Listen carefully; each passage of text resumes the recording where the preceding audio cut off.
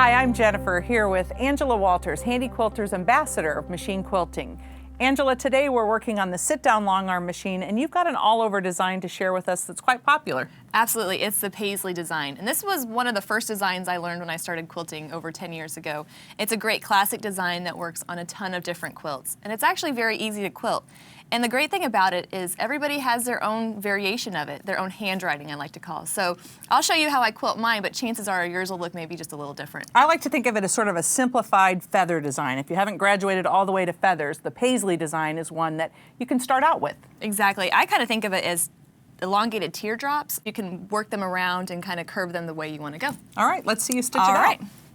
Like any other meander, you're just going to quilt the shape and echo it as many times as you like. Some people echo more than others. It's just, like I said, just depends on your handwriting. But the basic design starts with a teardrop shape that you echo.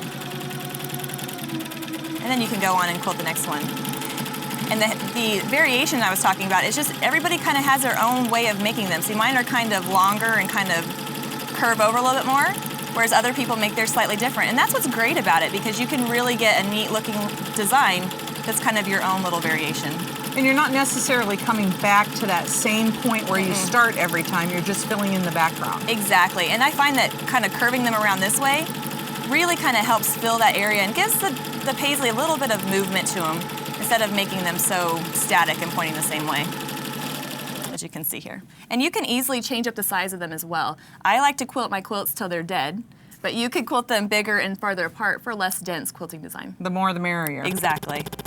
Paisleys, they're practically perfect in every way. Stitch some out on your next quilt top.